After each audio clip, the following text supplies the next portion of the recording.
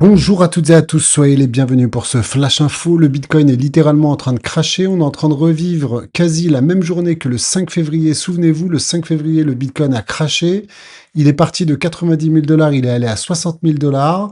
Et depuis, le marché a pas mal rebondi, mais on le sait malheureusement, concernant le Bitcoin, on ne fait jamais des V-bottom, c'est-à-dire on chute et on repart direct, on repart en bull market. Ça n'existe pas.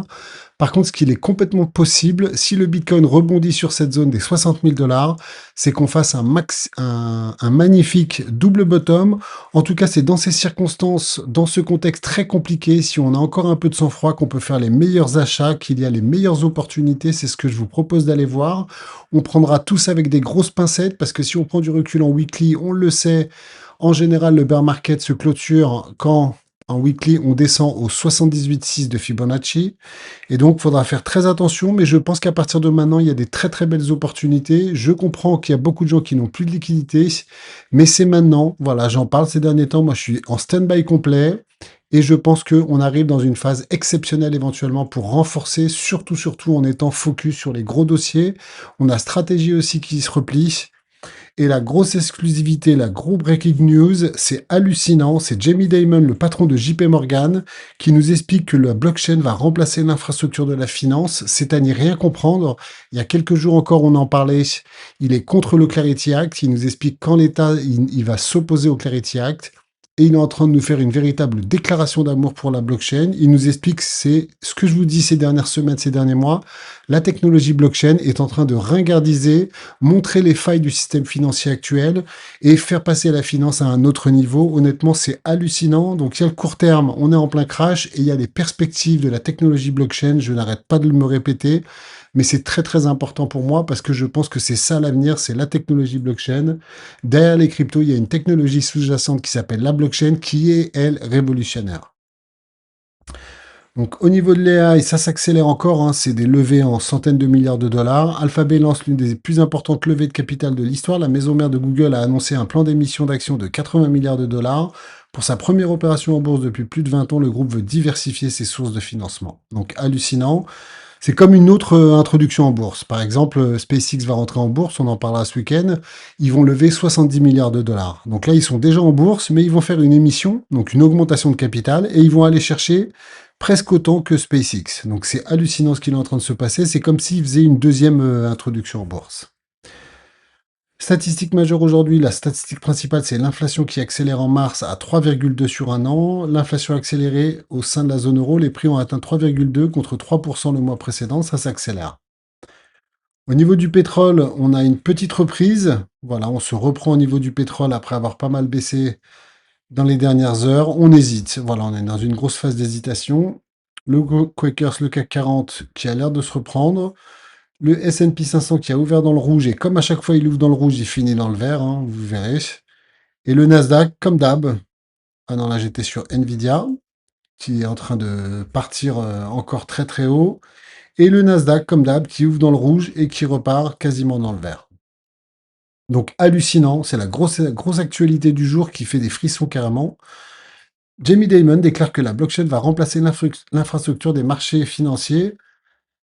C'est lors d'une interview pour Forbes Magazine, le PDG Jamie Dimon de JP Morgan déclare que la technologie blockchain finira par remplacer une grande partie de l'infrastructure du système financier, même s'il continue à prendre ses distances avec des crypto-monnaies spéculatives. Je ne m'inquiète pas des stablecoins. Lors d'une allocation au Reagan National Economic Forum le 29 mai, Dimon a déclaré que JP Morgan est déjà l'un des plus grands utilisateurs de la technologie blockchain et qu'elle prévoit des changements majeurs dans le système de paiement et de règlement. Il a souligné à l'initiative de la pièce de dépôt de JP Morgan, il a déjà sa blockchain, qui permet déjà la circulation de l'argent 24 heures sur 24. Je pense qu'elle va remplacer l'infrastructure du marché financier. Il a également reconnu que les entreprises de crypto-monnaies, ça c'est hallucinant, ont correctement identifié les inefficacités du système financier actuel. Vous savez, vous faites un virement le vendredi, il arrive le mardi d'après. Il suffit qu'il y ait un jour férié, des fois vous attendez 5 jours, avec 12 intermédiaires entre les deux avant que votre virement il arrive, surtout à l'international. Fedwire fonctionne 5 jours par semaine, 10 heures par jour, a déclaré. Pourquoi pas 6 jours par semaine, 20 heures par jour? Bien que Diamond ne soit pas inquiet concernant les stablecoins, il a réitéré que les entreprises de crypto-monnaies devraient respecter les mêmes normes réglementaires que les banques traditionnelles. Il s'est pris pour Dieu, le mec. C'est lui qui dit. Il a appelé que la conformité en matière de lutte contre le blanchiment d'argent, aux exigences en matière de connaissance du client, aux règles de liquidité, aux normes de transparence et aux protections des consommateurs. Pourquoi c'est important? Diamond a longtemps été l'un des sceptiques les plus en vue à Wall Street en ce qui concerne la crypto-monnaie, ce qui rend ses commentaires remarquables alors que les grandes banques s'enfoncent de plus en plus dans l'infrastructure blockchain. Il a également reconnu que les systèmes crypto natifs ont révélé des faiblesses dans les systèmes bancaires traditionnels, en particulier ce qui concerne la vitesse d'exécution et les transferts internationaux. Incroyable. Il a déclaré que la banque prévoit de continuer à investir de manière agressive dans les domaines de paiement, la gestion d'actifs, l'infrastructure financière, alors que la concurrence des entreprises de fintech et de crypto-monnaies s'intensifie. Hallucinant. Ensuite, assez important de bien le comprendre, pourquoi les crypto-monnaies souffrent aussi en ce moment, c'est que toutes les liquidités, on le voit, le Nasdaq, il explose tout seul. Il y a la bourse de Séoul qui fait des plus hauts sur plus hauts. Les gens deviennent complètement zinzin. Il y a une FOMO avec les highs, presque pour que le secteur des cryptos explose, et ben, il faut que l'AI s'effondre, qu'il y ait un crash de l'intelligence artificielle. S'il y a un crash de l'intelligence artificielle, ça veut dire que les gens sortent massivement de l'AI. Et donc, qu'est-ce qui se passe? Il y avait des IPO qui étaient prévus. Cette année, il devait y avoir plein d'IPO d'introduction en bourse. L'attendu vague d'introduction en bourse crypto 2026 s'est effondré en une série de retards. On a Kraken, Ledger, Consensus, Grayscale ont tous mis en pause leur projet d'introduction en bourse, invoquant des conditions de marché crypto moroses et une activité de trading en berne. Donc tout ça s'est décalé. Pour rappel, on a Kraken, voilà, qui est toujours en attente. Consensus, on a Ledger, une boîte française mais qui va se coter aux États-Unis, et Grayscale, pas avant le Q4. Donc on a pas mal d'introductions en bourse qui sont décalées parce que l'AI prend toute l'attention et donc vous rentrez en bourse en ce moment, si vous n'êtes pas dans l'AI, ça sert à rien. Ensuite, c'est énorme pour Stellar, hein, qui continue vraiment à faire des choses hallucinantes ces derniers temps. MoneyGram lance le stablecoin MGUSD sur Stellar. Donc MoneyGram, c'est les transferts d'argent à l'international. C'est l'ancêtre des crypto-monnaies. Et donc c'est marrant, ils essaient de se raccrocher au futur et ils lancent un stablecoin sur Stellar. C'est encore une très très bonne nouvelle pour Stellar. Ensuite, Breaking, Strive. Stratégie pour l'instant n'a pas communiqué sur des achats de Bitcoin. C'est Strive qui achète quand même pour 185 millions de dollars de Bitcoin. C'est hallucinant. Vous savez, ils ont fait la même stratégie. Que stratégie justement? Ils ont sorti une action préférentielle, une obligation qui rapporte 13%. Donc ils copient la stratégie et ça se passe très bien. Voilà, ils prennent le relais.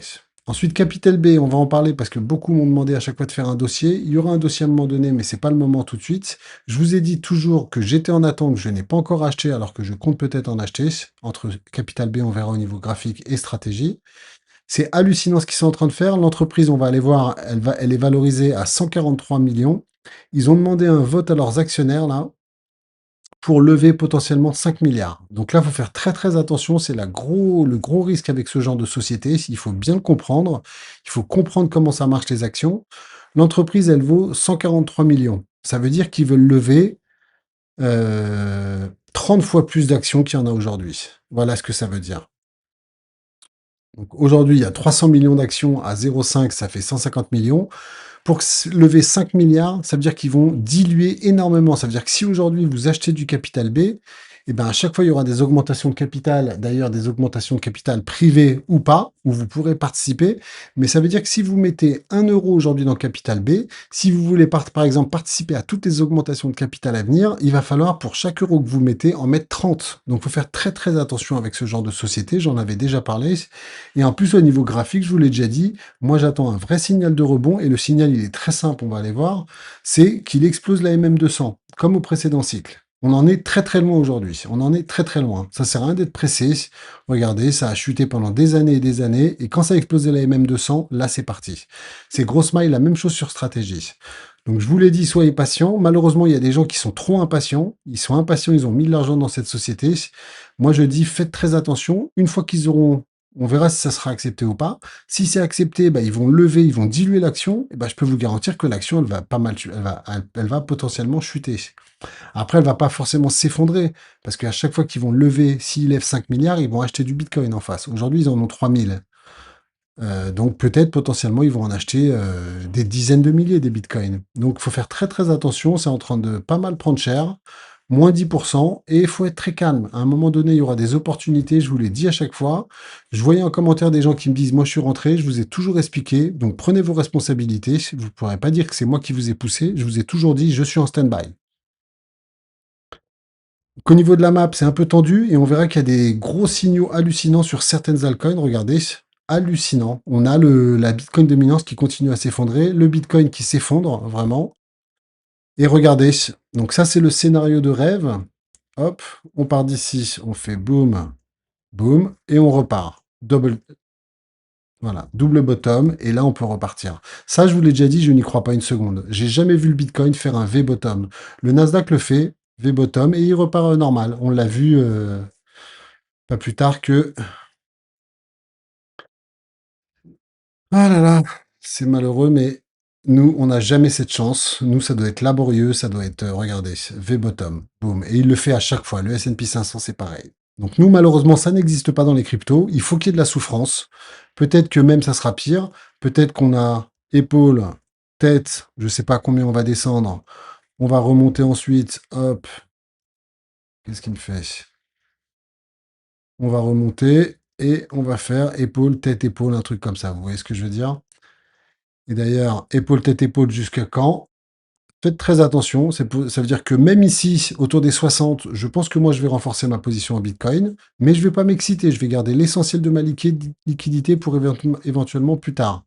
Si on fait un W, c'est complètement possible. En plus, on serait sur les 61,8. Pour moi, c'est même un scénario optimiste. Scénario pessimiste, malheureusement, on pourrait faire une épaule tête, épaule, et la tête, elle irait aux 40 000 $. Je vous l'ai déjà dit, c'est le risque principal sur le Bitcoin. Donc, faut faire très très attention. En tous les cas, on est complètement en train de craquer tout de suite. Faut pas vouloir aller trop vite, mais on est en train de faire la même bougie que le 5. Regardez le 5. On était parti de 73. Voilà, 73, on est allé direct au 60. Donc peut-être là, ça mettra plusieurs jours. Mais on arrive sur une phase croustillante, moi je trouve, pour accumuler du Bitcoin. Si ça va sous les 64, 62, j'en parlerai vendredi avec les membres privés sur Patreon et aux membres YouTube. Mais j'expliquerai en détail ma stratégie, mais au moins vous avez les grandes lignes. Là tout de suite, je ne m'excite pas du tout. Je suis calme, patient, et je vais acheter des couteaux qui tombent, comme j'ai acheté le couteau qui tombe ici, et je l'attendais même plus bas s'il y avait moins. C'était possible. Donc Ethereum qui fait mieux, même si ça baisse pas mal, ça maintient. XRP qui est en train de complètement craquer. Donc là, ça va être important, intéressant de voir s'il craque complet. Moi, ce que j'ai lu aussi, parce que je vous ai pas mis tous les articles, je vous ai mis que les plus importants, c'est que potentiellement, il y a un gros short squeeze en préparation. Et d'ailleurs, on verra, c'est complètement possible de faire aussi un double B, double bottom sur XRP. Suite Solana qui est en train de craquer aussi. Chainlink qui est en train de craquer le haut du Gocéan, même si ça se tient pour l'instant. Hype, même pas mal. TRX qui est en train de chuter, bah, peut-être qu'il y aura des opportunités. Ici, c'était un gros niveau de résistance. Moi, je pense que ça peut être un support. Pour ceux qui, sur TRX, intéressés à 32, il y aura peut-être une opportunité. Ensuite, ZEC, toujours très fort pour Stellar. Tao, est-ce qu'il est en train de craquer? C'est possible. Joli rebond sur ton coin. Très jolie performance de NIR dans ce contexte, hein. Binance, ça se replie. Ça se replie pour Centrifuge. Ça tient, c'est très fort rondo. Ça tient, mine de rien, sur ENA. Ça part vraiment magnifique sur Injective. Ça veut rebondir sur Pendle. Ça se maintient sur des YDX. Akash, c'est pas trop mal. C'est pas mal pour Render. C'est pas mal pour Fetch. Dodge, bas du Gocéan. Milieu du Gocéan pour NMR. AVE qui est en train de craquer. Ah ouais, c'est vraiment en train de craquer fort. Ensuite, Morpho qui retombe. Arkham qui s'accroche. WorldCoin, je trouve que c'est très beau. Et regardez, MicroStratégie. Regardez, hein, on va se prendre juste, paf, ce dernier mouvement haussier. S'il vient au 78,6, ouais, au 118, ça peut être pas mal, hein. Ça peut être pas mal, effectivement. Donc là, pareil, est-ce que stratégie va nous faire un double bottom? En tous les cas, c'est un peu comme il y a en 2022. C'est venu faire ici un croisement, souvenez-vous, au niveau du MACD. On a fait le croisement qu'on attendait avant de venir rechuter. Ici, on a fait le croisement MACD, ça a pris 100% et c'est venu rechuter. On fait peut-être un bis repetita. Je vous ai dit, ça va rien de courir après MicroStrategy quand ça valait 200. Ça vient de perdre minimum 30% là, si c'est pas 35%. Donc voilà, la patience paye toujours et je pense que j'ai été cohérent dans ma communication. Je vous ai dit calme, on reste calme, on attend. Capital B, c'est en train de s'écrouler et pour moi, c'est pas du tout le moment de s'y intéresser. Je vous ai dit, mon repère, c'est la MM200. Regardez, elle est à 87 centimes. Bah, j'ai le temps, hein, parce que là, si ça chute, la MM200 va chuter lentement. Et tant qu'on n'explose pas la MM200, bah, moi, je vais être très très calme. Bitmine, ensuite, Circle. On va aller voir quelques éléments. Le pétrole qui reprend. L'euro-dollar, c'est pas mal. Et regardez-moi ça, la Bitcoin dominance. Franchement, j'ai jamais vu ça. Le marché de Bitcoin qui s'effondre, normalement, les altcoins prennent plus cher. Là, c'est comme si, d'ailleurs, on le voit à la map, hein, il y a plein d'altcoins qui font de la belle perf. Et ben, la Bitcoin dominance est en train de s'effondrer. Waouh, peut-être en weekly, on est en train de sortir. Regardez, waouh, si on était ici, ça serait dingue. Ça serait dingue, dingue, dingue. Et ensuite, on finit par ETH-BTC bah, qui se raccroche, mine de rien.